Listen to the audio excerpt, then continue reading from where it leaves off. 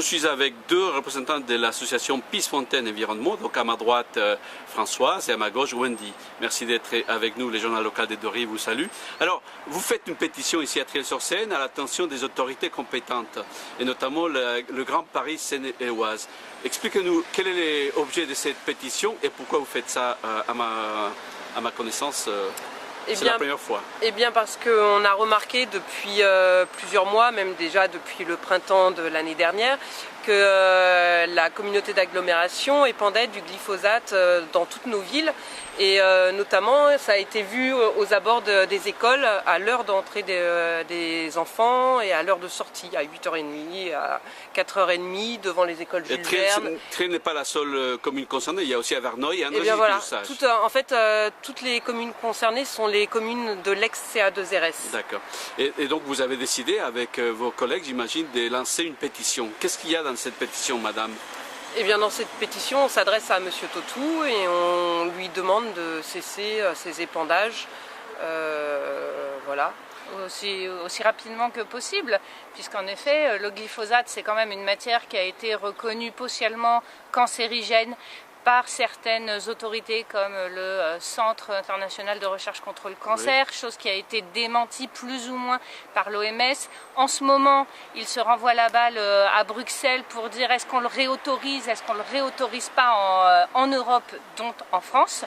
La France, elle, a une position via le ministère de l'Environnement qui est contre le glyphosate, mais à Bruxelles, ils n'osent pas dire on est contre, ils disent on s'abstient de répondre. Donc quelque part, vous rentrez dans les débats d'actualité en restant local, c'est ça? Tout à fait.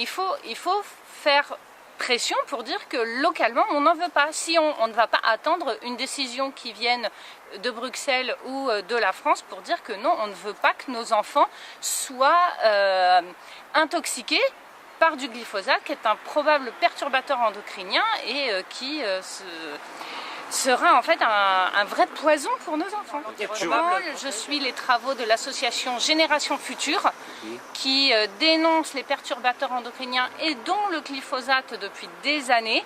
Donc c'est pas une nouveauté. Voilà, et on avait déjà interpellé Monsieur Totou il y a un an, on lui avait envoyé plusieurs mails déjà pour lui demander de cesser ses épandages.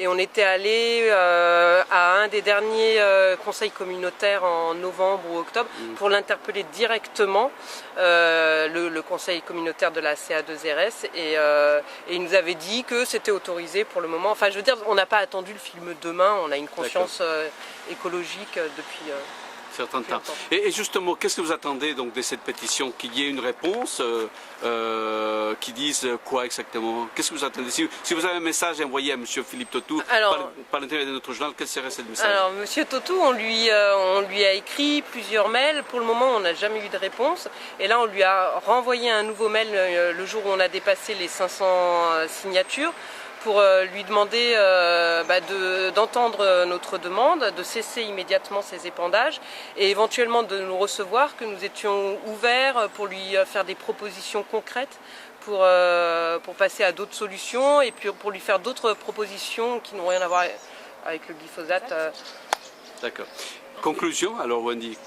Conclusion, le glyphosate de toute façon sera interdit à la vente pour les particuliers au 1er janvier 2017. Les territoires, les agglomérations vont être obligés d'arrêter leur épandage puisque ce sera interdit par la législation française. Pourquoi attendre? Très bien, bon voilà les mots de la fin.